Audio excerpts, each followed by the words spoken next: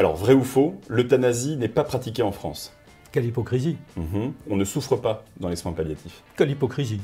Depuis 1905, l'Église n'interfère plus dans la société française et dans ses lois. Quelle hypocrisie. Aucun président de la République n'a eu recours à l'euthanasie. Quelle hypocrisie. Pourquoi notre liberté individuelle s'arrête au seuil de la mort? Pourquoi n'avançons-nous pas, nous, Français, pays des droits de l'homme, pays de la liberté, face à nos voisins européens, sur un sujet aussi simple que celui de la fin de vie qui nous concerne absolument tous? Pour répondre à ces questions, mais d'autres encore, j'ai le plaisir ce soir d'accueillir Denis Labelle. Bonsoir. Bonsoir. Merci beaucoup d'avoir accepté l'invitation. Vous êtes médecin. Vous avez une grande carrière de médecin, on va en parler au travers de ce sujet, celui de choisir sa fin de vie. Vous êtes aussi l'auteur de plusieurs livres, mais notamment de celui-là, Le médecin, la liberté et la mort. On va parler évidemment du poids encore de l'Église dans la société, on va parler de politique. On a eu une dissolution de l'Assemblée nationale qui a empêché un énième projet de loi sur la fin de vie qui était peut-être celui qu'on attendait, ou en tout cas qui allait vers quelque chose qui était de l'ordre du progrès, on va dire. Mais d'abord, quelle hypocrisie.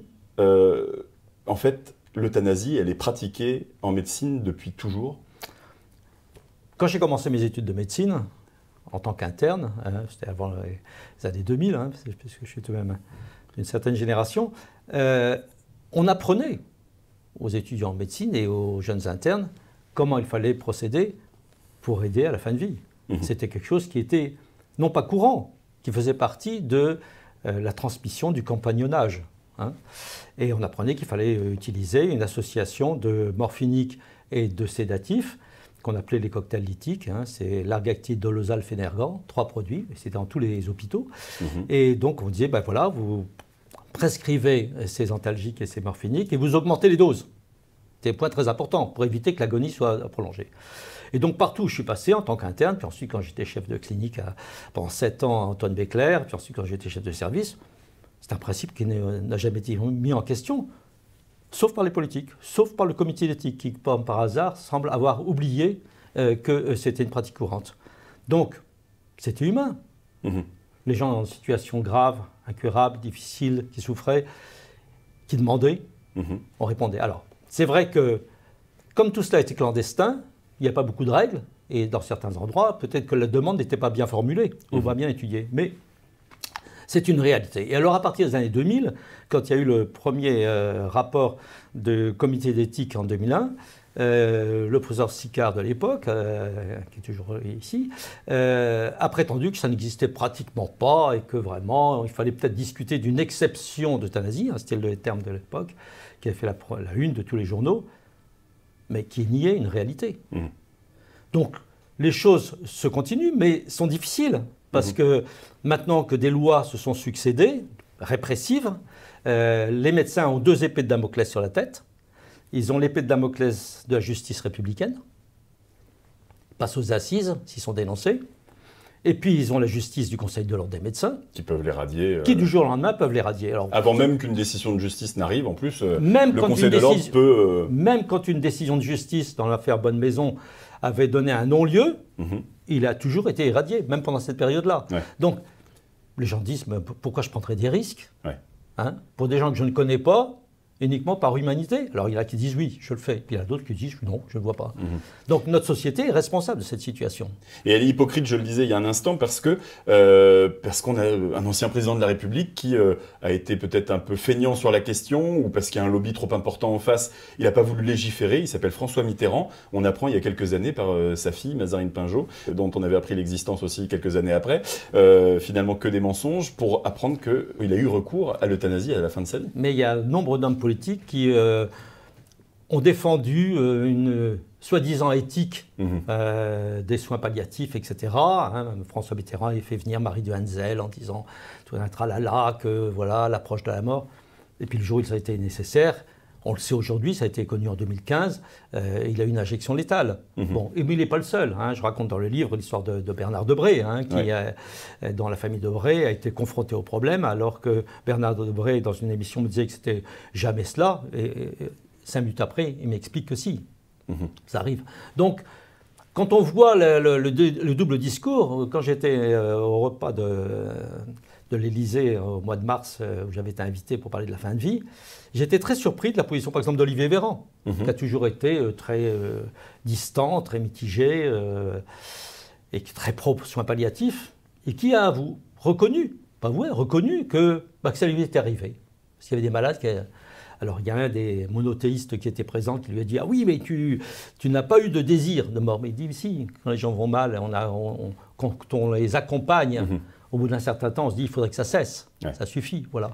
Chose qu'on sait faire, et c'est assez frappant pour les animaux, nos animaux de compagnie, on ne supporte pas de les voir souffrir, et le vétérinaire, très souvent, est amené à injecter un produit pour abréger les souffrances de l'animal. Quand c'est le cas de nos grands-parents, par contre, on n'a pas la possibilité. Absolument. Mon premier livre s'appelait « Pitié pour les hommes ouais. », parce qu'on a pitié pour les bêtes, mais on n'a pas pitié pour les hommes. C'est vraiment extraordinaire. Alors, on vous met tout un discours, etc. En fait, il y a un fond du problème qui est celui de la philosophie de l'affaire. Ouais. C'est-à-dire que d'un côté, vous avez tout le groupe monothéiste, que je respecte, c'est son droit de penser cela, et qui dit la vie coûte que coûte. La vie, c'est sacré, Dieu a fait la vie, donc il ne faut pas la toucher. Et puis il y a d'autres groupes qui disent écoutez, nous, on ne pense pas tout à fait pareil, et donc on pense qu'au bout d'un certain temps, la lutte contre la souffrance prime sur la durée de vie. Et ces deux blocs, si je peux dire, sont antagonistes et ne sont pas réconciliables. Mais ça n'a pas d'importance. Parce que c'est un droit, en fait. C'est quoi cette peur aussi, cette crainte que si jamais le droit arrive, il va y avoir une tuerie de masse et on va génocider toute une partie de la population trop âgée? Elle sort d'où cette peur? C'est une excuse pour cacher autre chose ou c'est vraiment le fantasme, il fait partie, moi qui ai tout de même une certaine expérience dans ce domaine, le fantasme, à chaque étape des réformes sociétales, au moment de la contraception, c'était le fantasme, ça va être le délire sexuel, etc. L'avortement, ça allait être une catastrophe humanitaire. Là, bien sûr, on a l'expérience de la Belgique, on a l'expérience de la Hollande, on a l'expérience du Québec, on a l'expérience de nombre de pays. Il n'y a jamais eu de massacre, il n'y a jamais eu de truc. Les gens ne sont pas fous. Ouais. On est là pour répondre à une demande, on n'est pas là pour imposer un point de vue. Quand j'entends les gens parler de tuer, mais c'est inacceptable. Le mot tuer veut dire retirer de la vie de l'autre avec violence. C'est l'inverse en fait. C'est l'inverse. Ouais. Vous répondez à une demande, vous n'intervenez pas. C'est vrai qu'en Ukraine, à Gaza, etc., on tue. Ouais. On tue. En Israël, on tue. Et la violence, parfois, elle est peut-être plutôt du côté, on en reparlera tout à l'heure, mais des soins palliatifs où on se rend compte que ce n'est pas aussi rose que ce qu'on a entendu. Mais les soins palliatifs, c'était une réforme essentielle. Ouais. Donc, j'ai absolument rien, au contraire, les soins palliatifs.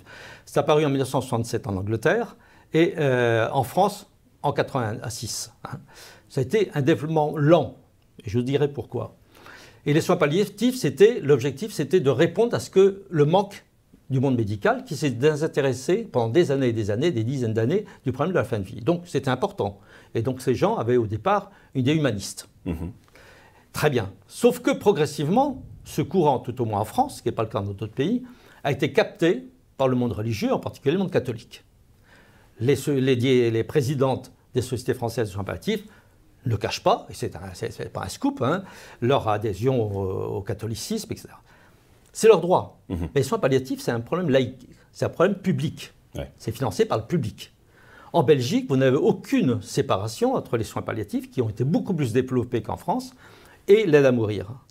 Parce que des gens peuvent aller aux soins palliatifs, et puis ensuite, à un moment, vouloir l'aide à mourir. Et on y reviendra tout à l'heure sur les soins palliatifs dans le détail, mais effectivement, comme vous le disiez à l'instant, ce sont deux droits. Alors, l'un des deux n'est pas disponible ou pas possible, en tout cas en France pour l'instant, mais ce ne sont que deux droits. Il n'y a aucune obligation à aller dans l'un ou aller dans l'autre. Et le libre choix est normalement à celui du patient.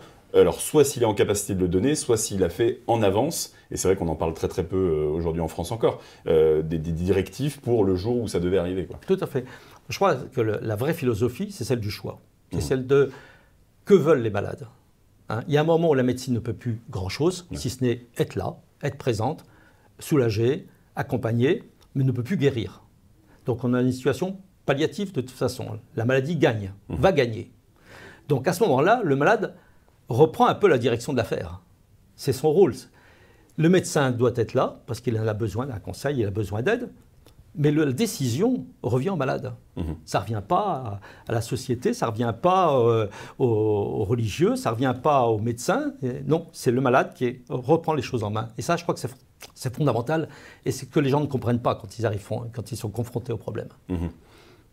Et sur la question justement de cette liberté dont on parle et de cette hypocrisie, la liberté, on nous la vend comme une valeur principale et fondamentale en France. On l'a tout au long de notre vie, et même si le Conseil de l'ordre des médecins, on l'apprend aussi dans ce livre, mais c'est vrai qu'on l'entendait assez souvent, tous les nouveaux droits, l'IVG, même l'accouchement sans douleur, enfin toutes ces choses, toutes ces grandes avancées sociétales dans la santé, le Conseil y était opposé, donc c'est passé par le législatif à un moment. Comment on explique encore aujourd'hui qu'on nous offre la possibilité de choisir à peu près tout ce qui se passe dans notre vie, sauf une étape cruciale et qui arrive à tout le monde pour le coup, celle de la mort? Je dirais que les 3 grands principes de notre République, liberté, égalité, fraternité, ne doivent pas s'arrêter au moment de la mort. Hein. D'abord, au moment de la vie, c'est toujours un combat permanent, hein. Oui. Mais au moment de la mort, là, c'est absolument fondamental que les gens aient la liberté de choisir, qu'il y ait une fraternité, parce que je trouve que le rôle du médecin est difficile, c'est une solidarité d'accompagner les gens, et puis c'est une question d'égalité. Il n'est pas normal que ceux qui ont les moyens puissent aller à l'étranger et ceux qui n'ont pas les moyens soient obligés de rester en France, ou ceux qui ont des relations puissent profiter d'une situation confortable, et de ceux qui n'en ont pas soient obligés de supporter la souffrance jusqu'au bout. Donc, il faut absolument intégrer la mort dans notre vie. Ça fait partie de notre vie. C'est ahurissant de faire cette séparation. Et les hommes politiques ont un mal fou. Hein, vous pouvez voir, chaque fois qu'il y a un nouveau programme, je regarde un nouveau Premier ministre qui arrive, on vous parle de tout, et de choses qui ne conviendra pas à tout le monde, qui n'intéressera pas obligatoirement. Je suis désolé, le problème de l'immigration, c'est un problème important, mais ça ne touche pas tous les gens. Hein. Demandez à Neuilly, ils ne sont pas très gênés par l'immigration, ou dans d'autres domaines. Donc c'est un problème important, mais ensuite on vous dit la sécurité. Bon, moi je n'ai jamais eu de problème majeur de sécurité, donc ça ne touche pas tout le monde. Mais la fin de vie, ça touche tout le monde, y compris les hommes politiques. Oui. Et eux s'octroient le droit aussi sans exception, pas un seul n'y échappera. Ouais. Et à chaque fois, on voit dans des programmes qu'on nous annonce, le problème de la fin de vie est complètement mis sur le côté. Et je crois que ce qui s'est passé là dernièrement avec on allait à 8 jours près avoir une loi qui n'était pas parfaite mais qui ouvrait une porte. Et là, pof, comme par hasard, il y a une dissolution de l'Assemblée. Je ne veux pas dire qu'il y a un lien de cause à effet avec cette loi, etc. Mais c'est la énième fois que les choses se passent comme ça. Quand on ne s'est pas relégué à l'Assemblée nationale le jour d'un débat sur les langues régionales, qui dure de 9h du matin jusqu'à 19h le soir, et qui finalement dure 3/4 d'heure avant d'aller manger, en fait. Parce que c'est souvent relégué à... Ça a été le problème de la proposition de loi Falorni, hein, en avril 2021, où il a profité d'une niche parlementaire pour faire passer un projet qui existait depuis 4 ans. Il y avait 4 projets à l'Assemblée nationale depuis 4 ans qui étaient dans les tiroirs. Et donc il a réussi à faire passer son projet qui était pour la première fois posé le problème de l'aide active à mourir. Il y a eu une grande majorité de gens, très grande majorité, 240 députés pour contre 48 contre, et c'était un tournant fondamental. Sauf que c'était une niche parlementaire. Or, il faut que la loi passe dans sa totalité avant minuit, en ayant commencé dans l'après-midi. Donc, c'est totalement illusoire. Il y avait 4000 amendements. Donc, hop, ça a été mis de côté. Ensuite, les députés, il y a 196 députés qui ont été voir Jean Castex en lui disant « écoutez, qu'on refasse un débat parlementaire, c'est trop important. On a bien vu que les gens étaient mobilisés. » Et ça a été non. Ensuite, il y a la convention citoyenne, aussi intéressante, parce qu'au cours de cette convention, il n'y a pas eu un médecin français favorable à l'aide active à mourir qui a été invité. Pas un. On a invité des Belges. Le débat, c'est compliqué. On a invité nombre de médecins des soins palliatifs, mais pas un seul, franchement, qui se bat depuis des années. On est quelques-uns à être... Non, on n'a pas été invité. Alors qu'il y a les gens sur place qui ont réclamé. Donc voilà.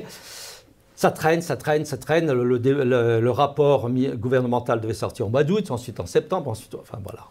On est maintenant en 2024, bientôt 2025. Et alors que tous les autres pays européens autour de nous ont évolué, on est les seuls à ne pas évoluer.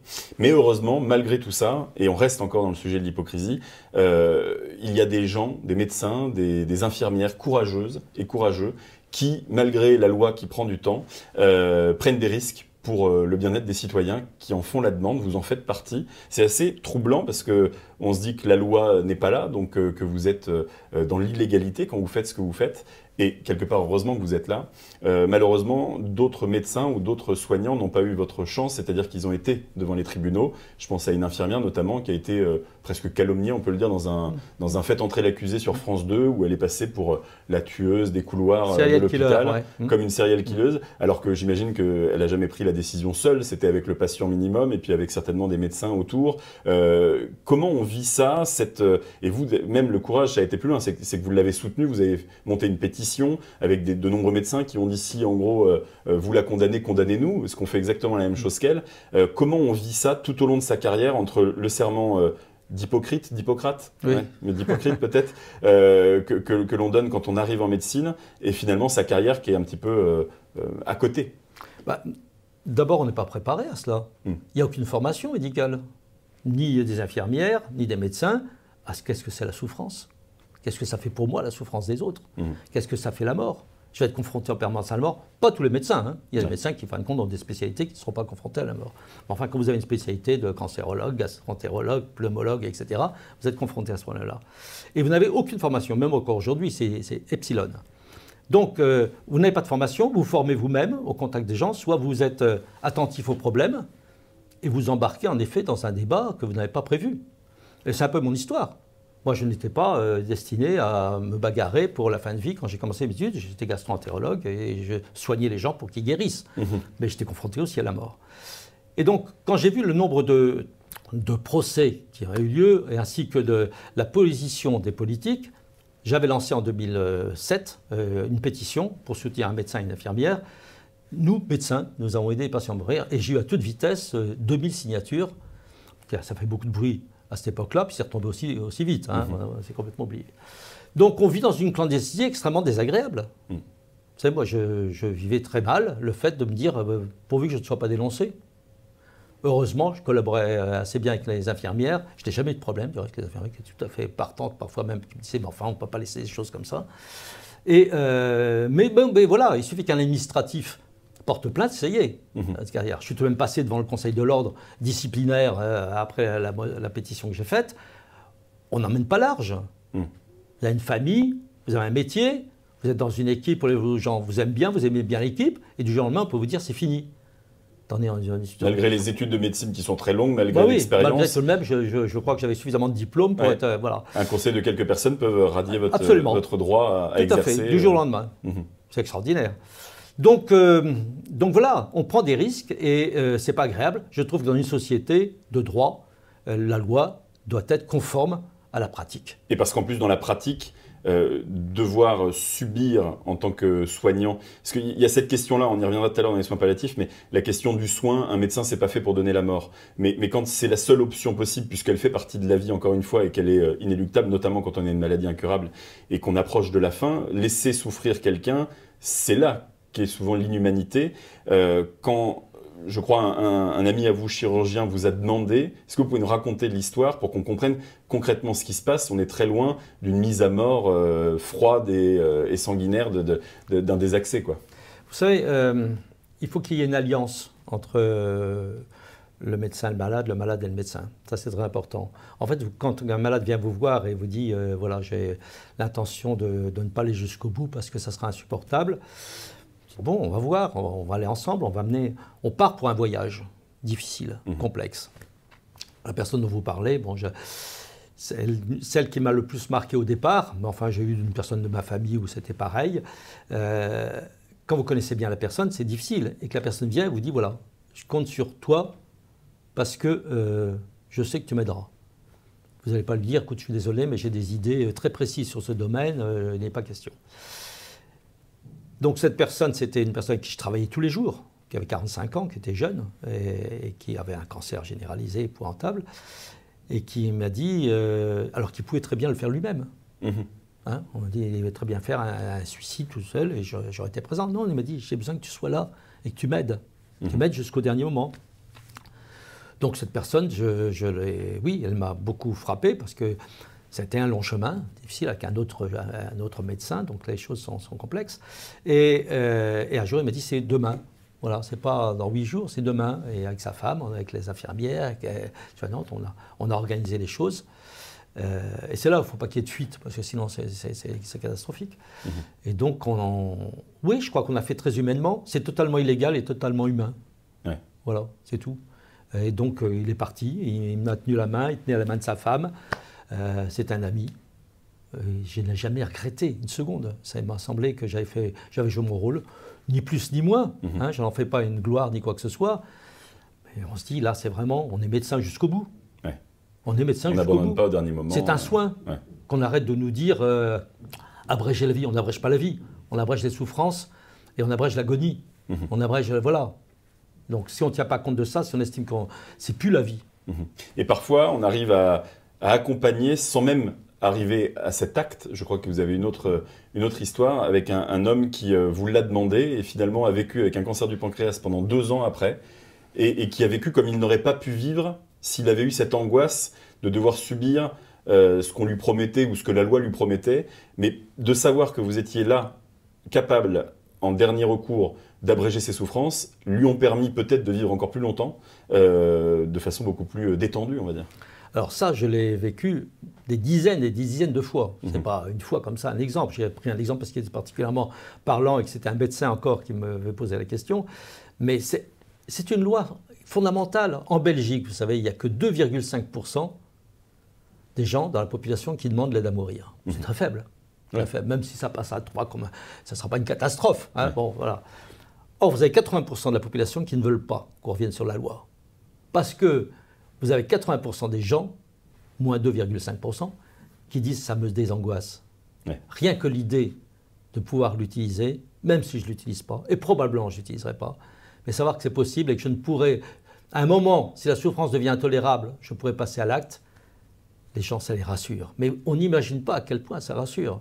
Donc là, j'ai pris l'exemple, en effet, qui avait été aussi un exemple frappant d'un médecin qui était complètement angoissé, mais terriblement angoissé, parce qu'il connaissait bien le problème. Il avait suivi des malades qui avaient des cancers du pancréas. Il savait donc que c'est une saloperie de cancer avec des douleurs terribles à la fin, et il en avait peur. Et le fait que je lui ai dit, on s'était mis à 3 médecins pour lui dire, écoutez, on en fera. Il a même voulu qu'on en fasse quelque chose, une sorte de publicité pour que ça serve aux autres. Et puis, fin de compte, ça a duré 2 ans. Sa femme me disait, mais il est métamorphosé, on voyage, enfin, on revit. On revit. Et puis, il est mort brutalement, probablement d'une embolie pulmonaire. Il n'a pas eu besoin de moi ni de personne, mais il a vécu. Voilà. Et ça, mais moi aussi, dans ma propre, je ne sais pas ce qui va me tomber un jour sur le crâne, si ça sera telle ou telle maladie, mais de me dire, si vraiment je ne tiens plus, j'ai la possibilité de partir, mais c'est un soulagement énorme. Mais ça, c'est une évidence. Et tous les hommes politiques qui hésitent aujourd'hui, le jour où la loi sera passée, plus personne ne remettra en question la loi. Plus personne, je vous dis, 6 mois après, tout le monde sera d'accord. C'est comme l'interruption volontaire de grossesse où maintenant, plus personne n'en parle. C'est même dans la Convention, etc., etc. Mais là, je suis absolument certain. Et les médecins, s'il n'y a plus cette épée de Damoclès sur la tête, suivront le principe même qu'un médecin, ça doit s'occuper des malades jusqu'au bout. Et puisque vous avez parlé du serment d'Hippocrate, laissez-moi vous dire 2 mots sur ce serment, parce que c'est une sacrée hypocrisie, cette histoire. Hein. C'est un texte qui a été écrit 400 ans après Hippocrate, ensuite qui n'a plus rien à voir avec ce que prononcent aujourd'hui les étudiants en médecine. Et heureusement d'ailleurs. Hein, on a le droit de traiter la lithiase, on a le droit de faire des interventions volontaires de grossesse. L'histoire du poison, à l'époque, les gens utilisaient beaucoup de poison. Il y avait tout un commerce de poison, ça n'a plus rien à voir avec les problèmes de médicamenteux qu'on a aujourd'hui.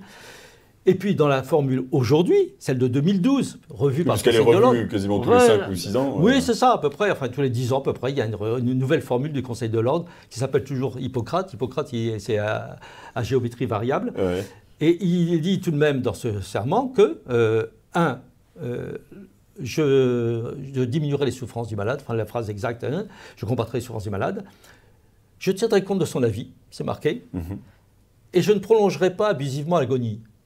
Et puis il y a un 4e truc, je ne donnerai pas la mort. Alors il faudra expliquer comment on fait hein, pour traiter l'agonie, faire en sorte que les gens ne souffrent pas, sans augmenter les doses de morphinique et tranquillisant. Donc on est en pleine bêtise, d'absurdité et hypocrisie, quoi, je veux dire. Hein. Donc chacun prend une phrase du serment, dit ah oui mais il est marqué, oui mais attends, il est marqué aussi, je ne prolongerai pas abusivement l'agonie. Et ça conclut très très bien cette partie sur l'hypocrisie. On va pouvoir parler évidemment de la suite. Juste rajouter peut-être que ce qui est assez incompréhensible, c'est qu'on vient de passer des moments assez compliqués en politique, avec une dissolution notamment, parce qu'un texte, ou en tout cas une loi, une réforme sur la réforme des retraites, notamment, n'est pas passé, parce que 80% des Français visiblement n'étaient pas pour, mais on l'a quand même passé au 49.3. Alors que là, on est à peu près dans les mêmes chiffres, mais à l'inverse, c'est-à-dire que l'euthanasie en France, ou en tout cas l'aide médicale à mourir, elle serait acceptée par quasiment le même nombre de personnes. Mais tout à fait. Et on ne le fait pas. 80-90% des Français qui sont pour un changement radical de la loi. La Convention a confirmé 75%. Toutes les enquêtes, même celle de la Croix en 2019, confirmaient c'était 90% des gens. Et là, je ne comprends pas le monde politique. Il a l'occasion unique de faire passer une loi. C'est ce que j'avais écrit au président de la République. Ils ont dit, écoutez, vous avez la possibilité de mettre votre nom sur une loi sociétale qui donnera satisfaction aux gens. Il n'y a pas tellement de lois que vous avez fait passer de cette façon-là. Ouais. Donc, c'est une situation unique et ça ne bouge pas. C'est ça qui est extraordinaire. Hein. Là, il y a une question qu'il faut poser aux politiques. Pourquoi vous n'en profitez pas ? On va essayer d'y répondre justement dans cette partie-là. On va parler évidemment de l'histoire de la France, qui est évidemment entremêlée de la religion catholique évidemment, mais toutes les religions monothéistes sont un petit peu sur le même calcul. La place de la mort, elle est un peu la même dans toutes ces religions-là. Et puis la question des soins palliatifs, on l'a déjà évoqué tout à l'heure, qui souvent dans les débats sur la fin de vie revient tout le temps comme pourquoi aller jusqu'à l'euthanasie alors qu'il faudrait plus de soins palliatifs, etc. Mais quand on s'intéresse vraiment à ce que sont les soins palliatifs, honnêtement, moi, j'ai pas du tout envie pour moi d'avoir affaire à ce type de procédure parce que c'est beaucoup plus complexe que ce qu'on peut penser. Expliquez-nous concrètement, si demain je n'étais plus en capacité d'agir moi-même, dans le coma par exemple, ce que me promettent les soins palliatifs. Alors, je vais d'abord dire, si vous êtes malade, avant d'être dans le coma, moi, si vous êtes malade, demain, j'écouterai votre demande. J'avais des malades qui me disaient, on leur disait, parce qu'il y a souvent une pression de la famille ou des autres médecins, vous allez aller en soins palliatifs. Bon, alors il y en a qui disaient, ah bon, très bien. Et puis il y en a d'autres qui disaient, mais non, ça ne me dit rien d'aller en service spécialisé dans les problèmes de mort. Et puis il y en a d'autres qui me disaient, mais écoutez, j'ai envie de rentrer chez moi, j'ai envie de mourir chez moi, entouré des miens. Puis il y a d'autres qui me disaient, mais je suis bien ici dans votre service. Je connais les infirmières, je connais les aides-soignantes, je connais, je n'ai pas envie de changer de médecin, je n'ai pas envie de changer d'infirmière. Et puis il y en a d'autres qui vous disaient encore, mais écoutez, vous n'écoutez pas, j'ai envie de partir. Ouais. Je n'ai pas envie de rester, j'ai envie de partir. Donc soit vous n'écoutez pas, ou vous écoutez plutôt ces différents avis, ça vous ne les écoutez pas. Voilà. Alors il y a un courant de gens, qui souhaitent des soins palliatifs, très bien. Je suis tout à fait pour au développement des soins palliatifs. Qu'on ne nous dise pas que lorsqu'on aura des soins palliatifs dans les quelques départements où ça manque, que le problème sera résolu. Ça, c'est un mensonge, une autre hypocrisie, parce que les malades que nous aidons à partir en Belgique et en Suisse viennent de zones où il y a des soins palliatifs. Ça prouve bien que les soins palliatifs ne répondent pas à tout. Il y a un deuxième point qui me pose problème tout de même avec les défenseurs des soins palliatifs, c'est de dire on résout tous les problèmes des douleurs. Mais non. Non, en médecine, on résout jamais tout le problème. Même la morphine, suivant les types de douleurs. Mais la morphine est un très bien produit. Ouais. Dans 80% des cas, vous soulagez les patients, mais dans 20% des cas, d'abord, vous les soulagez pas facilement, parce qu'une même dose, un jour le malade a mal, le lendemain il a pas mal, puis le troisième jour il a mal. C'est pas facile d'ajuster. Il y a des effets secondaires. Et puis il y a des effets secondaires.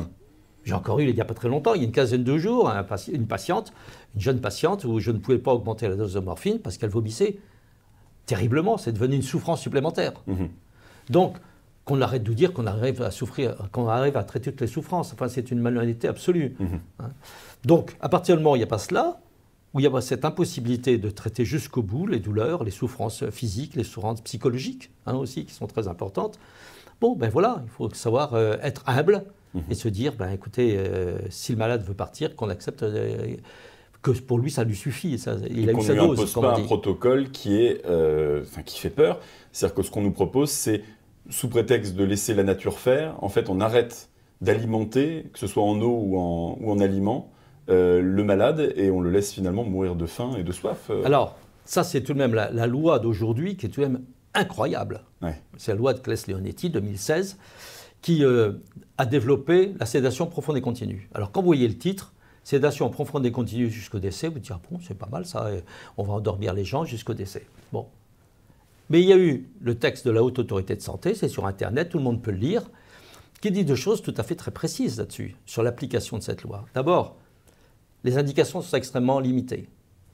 Vous devez être vraiment aux quelques heures avant la mort pour qu'on commence à vous dire. Et ça, pas toujours facile. Hein. On peut dire, vous pouvez tenir encore un petit peu, vous pouvez tenir encore un petit peu. Donc extrêmement restrictive. Et ensuite, la modalité d'application est incroyable. Comme vous l'avez dit, il est conseillé, mais ça date de la loi de 2005 de Leonetti, d'arrêter l'hydratation et l'alimentation. L'alimentation, bon, en général, les gens ne mangent plus grand-chose. Mais l'hydratation, c'est catastrophique. En 24 heures, vous créez une sensation de soif. C'est-à-dire que vous créez une souffrance supplémentaire. Alors, ils vous prétendent qu'en mouillant un petit peu la bouche toutes les 2 heures, les gens n'ont pas cette sensation. Vous voyez, la nuit, toutes les 2 heures, vous voyez, le week-end, toutes les 2 heures. Non, il faut arrêter cette hypocrisie. Donc, cette sédation, ensuite, on vous dit, on met des sédatifs, mais à dose modérée. C'est-à-dire qu'on augmente pour que vous tombiez un petit peu inconscient, mais au bout d'un certain temps, le produit est éliminé. Donc vous revenez à la surface. Quand vous revenez à la surface, vous retrouvez vos souffrances intolérables, puisqu'il faut avoir des souffrances intolérables pour bénéficier de la sédation. Donc vous reconnaissez. Alors si vous avez un médecin sur place à ce moment-là qui vous remet des sédatifs, très bien. Parfait, très bien. Et je crois dans le cas de votre père. Ah ben, mon père, pendant 15 jours, ça a été des hauts, des bas. Et puis comme il n'y avait pas le médecin traitant qui était le week-end n'était pas là, et ben si j'avais pas été là, il aurait souffert tous les week-ends. Jusqu'au lundi, pour que le pharmacien puisse redonner une dose supplémentaire. Et ça, c'est ahurissant. Donc on prolonge une agonie inutile, on dit qu'on essaye de séparer le corps de l'esprit, c'est-à-dire quel intérêt de faire vivre un corps où la personne est déconnectée. Alors s'il est vraiment déconnecté, dans ce cas-là, il autant aller vite. Hein. Et c'est ce qu'on faisait avant. On a augmenté les doses, c'est-à-dire que les sédatifs, on me doublait la dose toutes les 6 heures ou toutes les 8 heures, ce qui fait que la personne s'endormait et partait en douceur. Sans douleur. Sans douleur. Tandis que là, vous avez des agonies qui durent 8 jours, 15 jours. Et qu'est-ce qui se passe au-delà de 30 jours? Je crois que je n'ai pas bien compris. Si la personne n'est pas partie au bout de 30 jours, en fait, on la renvoie des services... Oui, la durée en soins palliatifs est à 30 jours. C'est-à-dire que si vous êtes vous avez un cancer, stade terminal, etc., et puis on vous amène des soins que je respecte, je trouve très utiles pour certains patients, qu'on ne me fasse pas dire ce que je ne dis pas. Mais si au bout de un mois plutôt, la personne occupe un lit et n'est pas décédée, on la renvoie chez elle, puis on vous reprendra quand ça sera utile. Quand vous aurez vraiment envie de mourir. Quand vous aurez vraiment envie. C'est hallucinant. Non, je ne dirais pas que c'est hallucinant. Je pense que c'est, pour certaines personnes, je pense qu'il y a du travail bien fait qui est fait. Donc je ne démolis pas du tout. Et puis il y a des gens à la base qui sont tout à fait consciencieux et qui font leur possible pour que les soins palliatifs soient humains. Sauf qu'ils ont un barrage philosophique, un barrage plutôt religieux, puisque c'est la fédération, la Société française de soins palliatifs qui impose son point de vue aux autres médecins. Et au-delà de certains trucs, on ne va pas. On ne va pas parce que c'est impossible, parce que c'est l'idéologie. C'est plus de la médecine, c'est de l'idéologie. Et justement, cette idéologie, parlons-en, elle vient, on l'a dit, de la religion, de la culture monothéiste, quelle que soit d'ailleurs cette religion. On ne donne pas la mort, c'est Dieu qui la donne et il la reprend quand il le désire. Alors on voit bien que ce n'est pas tout à fait vrai, parce qu'on a avancé quand même sur d'autres questions, sur l'IVG notamment. Mais ce rapport à la douleur, ce passage obligatoire presque pour expier ses péchés sur la vie terrestre et qui permettrait d'accéder au paradis. Alors quand mon cas, je n'y crois pas, j'ai pas tellement envie d'aller au paradis après, j'aimerais pouvoir avoir le choix évidemment, comme beaucoup de Français.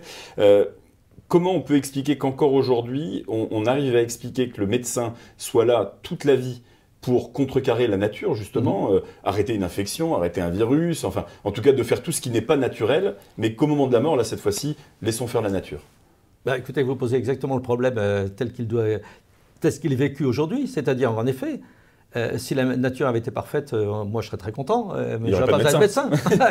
J'ai passé mon temps à contrecarrer la nature, c'est évident, et on passe son temps à ça. Donc, qu'on ne me parle pas de nature au dernier moment, comme s'il fallait que la mort soit naturelle, mais elle n'est pas naturelle. Il faut faire en sorte que cette mort soit humaine, pas naturelle, humaine, voilà. Et que ceux qui veulent qu'elle soit naturelle pour eux. Moi, ça ne me dérange pas. Ce qui est ahurissant dans cette histoire, c'est de voir que ces mouvements monothéistes, ces courants, ces religions monothéistes, au nom de, je ne sais pas quoi, du respect de la vie, encore qu'il y aurait beaucoup à dire du respect de la vie. Je veux dire, aujourd'hui, quand vous voyez, prenons Israël, mettons les points sur les i, d'un côté une religion juive et de l'autre côté une religion musulmane, qui s'entretuent d'une façon épouvantable. Si la vie était si importante, on dirait là. Bon, on voit en Ukraine un patriarche russe orthodoxe qui prêche la guerre sainte. Donc, la vie, d'accord, mais alors partout. Et non pas seulement chez les personnes âgées de l'Occident. Parce qu'on est capable de mettre des sommes inconsidérables pour maintenir en vie des personnes âgées qui ne le souhaitent pas, et ne pas mettre un centime à l'autre bout du monde quand il s'agit de sauver des enfants qui n'ont rien demandé, qui sont peut-être pas nés dans le bon pays, avec suffisamment de moyens en médecine, etc. En fait, la vie ne coûte pas le même prix que l'on soit en Occident ou en Afrique, par exemple, du point de vue des Occidentaux. Et encore une fois, on est capable de mettre énormément d'argent pour maintenir en vie des gens qui ne le souhaitent pas, plutôt que d'aider des gens qui souhaitent vivre, tout simplement. C'est un problème de fond, un problème absolument essentiel. Moi, j'ai travaillé pendant 25 ans avec les hôpitaux africains. Je travaillais avec Madagascar, jusqu'à ce qu'il y ait des événements qui m'ont empêché de continuer, de poursuivre. Mais on a fait beaucoup de choses. Et puis j'ai travaillé avec plusieurs hôpitaux au Cameroun. On a transféré, pour dire, 6 blocs opératoires de l'hôpital d'Evry qu'on fermait à des hôpitaux camerounais. Complètement. Les cellitiques, les blocs. Et l'objectif qu'on avait, c'était pas de faire des soins, pas de les remplacer, mais de faire en sorte que les médecins locaux restent sur place. Donc on leur a apporté de la formation médicale, on leur a apporté du matériel. Et moi, je refusais de faire des soins. Je ne suis pas là pour remplacer, alors qu'on les attire en France et il faudrait faire de la médecine là-bas, ça ne tient pas debout. Et là-bas, c'est eux qui m'ont appris, ces médecins-là africains, que l'hypocrisie dans laquelle on était. Il y a là-bas 4 médecins, je crois que c'est le chiffre, pour 100 000 habitants. Il y en a 300 en France pour 100 000 habitants. Si on tient compte de tous les pays africains. Oui, les pays, il y a des zones désertiques. Et on continue à pomper ces médecins, à les attirer. Pour notre désertification médicale à nous. Pour notre désertification médicale. Vous avez à peu près 30% des médecins algériens, marocains qui viennent en France, des étudiants en médecine. Au Cameroun, c'est 46%. Au Sénégal, ça doit être autour de 40%. Donc, d'un côté, on leur retire les moyens de se soigner, donc on leur retire des éléments de vie. Et chez nous, on dit attention à la vie, défendons la vie. Et moi, je raconte dans le livre une histoire qui m'avait beaucoup marqué, qui est une femme malgache, médecin malgache, une femme très intelligente, qui avait 35 ans, et qui se battait pour son pays, pour développer la médecine à Madagascar. Elle était venue ici parce que je la formais en endoscopie. Et au bout de 2 mois de stage, je lui avais dit, mais t'as retenu quoi ton stage? Alors je pensais qu'elle allait me dire, oh là là, vous avez du matériel, oh là là, vous avez du personnel, oh là là. Elle me dit non, très calmement, catholique pratiquante et tout. Elle me dit non, vous réanimez vos vieux, vous laissez mourir nos gosses. Et je pense qu'en cette phrase-là, elle avait résumé assez bien l'absurdité dans laquelle on en est. Donc, oui, la défense de la vie. Moi, je suis pour, tout à fait pour. Mais alors, toutes les vies. Et non pas seulement la vie des personnes de 90 ans qui sont en réanimation en France. Et même, alors ce sujet-là, il est déjà complexe, on le voit, parce que quand on parle de fin de vie, on pense souvent à un âge avancé. Malheureusement, c'est pas toujours le cas. On n'a pas la chance de vivre une longue vie et de se poser la question qu'à partir de 80, 90 ans. Ça peut malheureusement arriver avant. Et là aussi, on a des grosses problématiques sur ce choix de la vie à tout prix, même quand la vie n'est quasiment plus là. Il y a eu plein de cas de jeunes, parce que c'était un accident de voiture, parce que c'était une maladie de Charcot, par exemple, qui arrive beaucoup plus précocement que ce qu'on a l'habitude de voir dans les cas les plus classiques. À ce moment-là, c'est pareil, on a un gros problème de lâcher prise et de dire, bon, il n'est plus là en fait, il n'est plus là, il souffre et il ne veut plus, encore une fois, c'est son droit, enfin ça devrait être son droit, et son choix c'est d'arrêter cette souffrance. C'est une étape qui arrivera qu'après. On est obligé de passer d'abord par l'étape des personnes âgées pour pouvoir après comprendre que ça peut aussi arriver aux jeunes. Je pense qu'il faut passer par l'étape des personnes âgées, des maladies graves incurables. Ouais. C'est le minimum. Ouais. Et après, c'est évident que c'est un sujet qui va évoluer. Quand on dit « oh là là, mais ça va évoluer », oui, ça va évoluer, bien sûr que ça va évoluer, on va se poser des problèmes dans bien d'autres domaines, dans la maladie d'Alzheimer, dans les gens qui ont une polypathologie et qui n'ont pas de maladie grave incurable complète, mais qui ont 95 ans et qui en ont par-dessus la tête.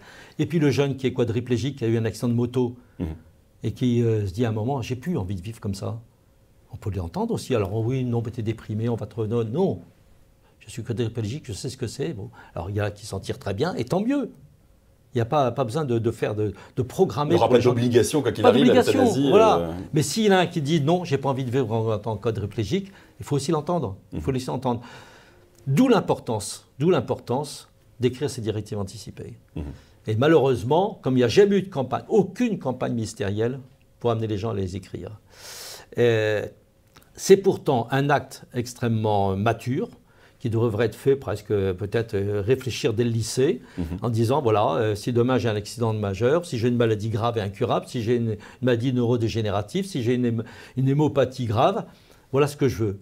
Et quand c'est écrit, ça change tout dans la relation médecin-malade. Surtout qu'on a le droit de la changer, en plus, c'est pas immuable. Bien sûr que oui, ça change à tout moment, et puis on peut revenir en arrière. Mais ça permet pour le médecin de dire, voilà, cette personne-là a réfléchi au problème, elle l'a écrit. Et moi, je demande que les gens l'écrivent à la main. Oui. Parce que c'est un engagement. Voilà. Et mes propres directives anticipées, non seulement je ne les réécris pas systématiquement, mais je les redate. Ce qui n'est pas obligatoire, puisque théoriquement, une fois que vous l'avez fait, c'est difficile. Pour que ce soit moins discutable possible. Mais oui, je crois que c'est bien, même pour le médecin. Ça veut dire qu'il a réfléchi tous les ans ou tous les 2 ans, il a réfléchi au problème et il n'a pas changé d'avis. Et pour la famille aussi, parce qu'on parle de douleur, la douleur de voir ses proches souffrir, elle existe. On parlait aussi de maladie d'Alzheimer, je crois qu'on est très nombreux à être concernés par le sujet. On a tous connu dans nos familles quelqu'un... plusieurs centaines de milliers de personnes. Voilà, et la difficulté que c'est évidemment de vivre avec une personne qui a ce genre de pathologie. Le fait de le dire avant, ça permet aussi de déculpabiliser la famille qui se dit c'est ce qu'il voulait. Exactement. Et on n'a pas l'impression de faire le choix à sa place, quoi. Et il faut le faire suffisamment tôt, parce qu'une fois qu'on a perdu complètement sa conscience, enfin disons la capacité à réagir, eh ben c'est trop tard. Donc, non, je crois que il faudrait un jour qu'un ministère s'occupe vraiment de ces problèmes-là et dise faites-le, ça n'engage à rien, ça ne coûte pas un sou. Et pourtant, c'est essentiel, ça permettra ensuite d'être plus humain. Et donc, que faut-il faire? Alors, s'il fallait conclure cette émission, comment avancer? Vous avez mis votre pierre à l'édifice avec d'autres médecins aussi. Le débat, on espère, va vite reprendre à l'Assemblée nationale, là où il s'était arrêté. Mais comme vous le disiez, c'est pas une loi parfaite encore, donc il y a encore du travail. Comment, vous qui avez discuté avec d'autres pays, justement, comme la Belgique notamment, où ça existe, ou la Suisse, il faudra peut-être expliquer aussi la différence entre ces deux pays qui ne pratiquent pas tout à fait la même aide à mourir. Comment on arrive à rassurer les gens pour leur dire, voilà, ce qu'on entend, c'est pas toujours vrai, ça se passe très bien ailleurs, il n'y a pas de débordement, il faut avancer de toute façon, on avancera quoi qu'il arrive. Alors, globalement, vous avez 2 façons d'envisager l'aide à mourir. Soit vous aidez un patient et le médecin est là, c'est ce qu'on appelle l'aide médicale à mourir, que les gens appellent l'euthanasie, mais enfin moi j'aime bien aide médicale à mourir parce que de toute façon, dans une loi, on n'utilisera pas des mots qui agressent. On n'a jamais dit avortement, on dit interruption volontaire de grossesse. Donc vous avez dans un cas la présence d'un médecin, dans l'autre cas, il n'y a pas directement l'action d'un médecin. Dans la loi, il était prévu qu'un médecin soit présent mais n'agisse pas, et donc c'est ce qu'on appelle le suicide assisté, qui n'est pas un bon terme non plus, et qui fait que la personne fait elle-même le geste. Mais de façon plus agréable, si le mot est le bon, mais on le sait, 1/3 des suicides aujourd'hui en France, c'est des personnes de plus de 65 ans. Donc on sait que de toute façon, si on n'aide pas ces gens-là dans un choix ou dans l'autre, ils finiront, pour certains, à devoir le faire, mais de façon extrêmement violente. Se donner la mort soi-même et sans des produits qui permettraient de faire ça de façon indolore et plus convenable, on va dire, vont de toute façon devoir le faire et parfois de façon, avec des ratés, j'imagine, et puis des circonstances bien plus violentes que ce qu'on aurait pu leur proposer. Vous avez raison, il y a une grosse proportion de suicides qui sont dans la population des personnes âgées. C'est pas un hasard. Et qu'en effet, vous pouvez acheter une corde, ça coûte pas cher. Vous pouvez acheter un fusil, ça coûte, c'est trouvable facilement. Vous pouvez acheter,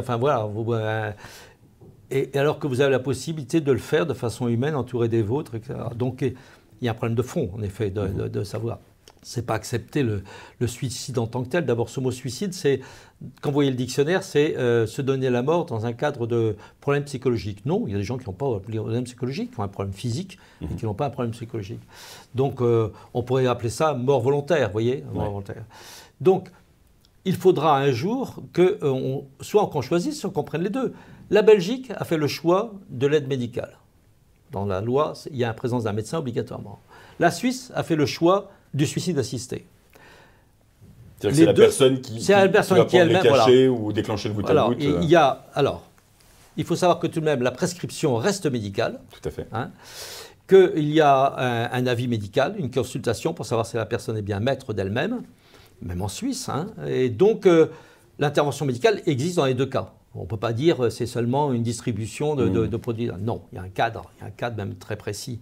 Et puis, dans les deux cas, un certain nombre de patients sont refusés parce qu'ils estiment que la situation n'est pas celle qui était annoncée dans le dossier, et donc nos gens n'ont pas une maladie grave et incurable. Donc cela se fait de façon très cadrée. De toute façon, en Belgique, tous les dossiers sont ensuite étudiés, et si vous avez fait pratiquer une aide à mourir dans des conditions qui sont extra-légales, eh ben, vous passez devant la justice. Donc on a deux expériences. La Suisse, c'est plus de 40 ans. La Belgique, ça fait plus de 20 ans. L'astuce, je dirais, j'aurais été un homme politique, j'aurais dit, voilà, on prend les deux. On prend les deux et laissons aux malades le choix. Oui.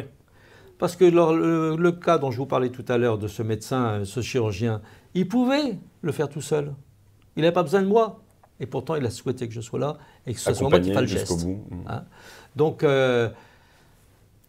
il faut que les gens puissent être dans la confiance.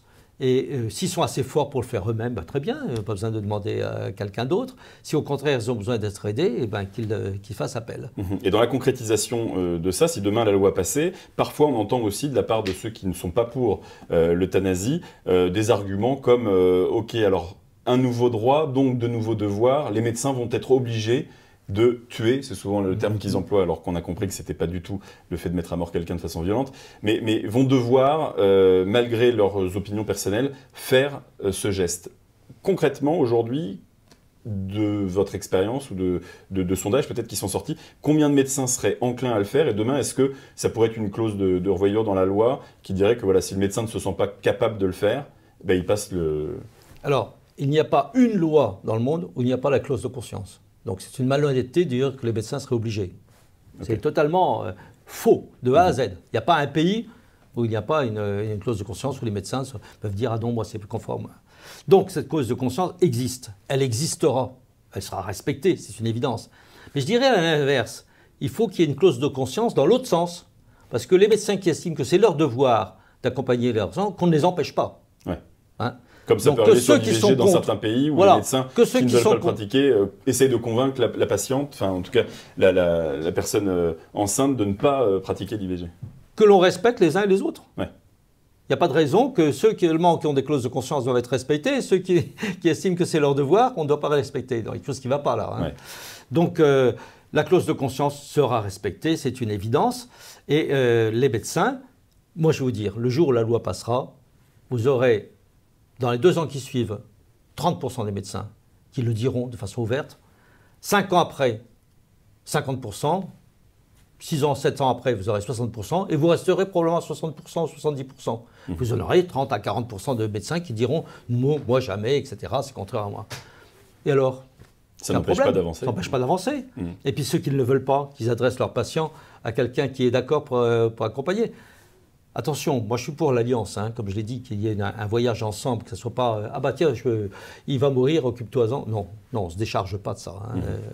Donc il y a de la place pour toutes les opinions, toutes les possibilités, c'est ça la liberté. Moi je respecte la clause de conscience, qu'il me respecte quand j'estime que c'est de la lâcheté que de ne rien faire. On en est où aujourd'hui? Alors, pour la loi, on a compris, on est un peu dans un entre-deux. Ça va peut-être revenir bientôt à l'Assemblée nationale, on le souhaite. Si demain, un de vos collègues était pris la main dans le sac, entre guillemets, si l'administration décidait aujourd'hui, je sais qu'il y a des pays comme l'Espagne, l'Italie, qui sont parfois encore plus religieux que nous, mais qui ont décidé de dépénaliser. Aujourd'hui, en France, qu'est-ce que risque un médecin qui pratiquerait, comme vous l'avez fait à de nombreuses reprises, comme plein d'autres médecins que vous avez cités tout à l'heure, qu'est-ce qu'il risque aujourd'hui?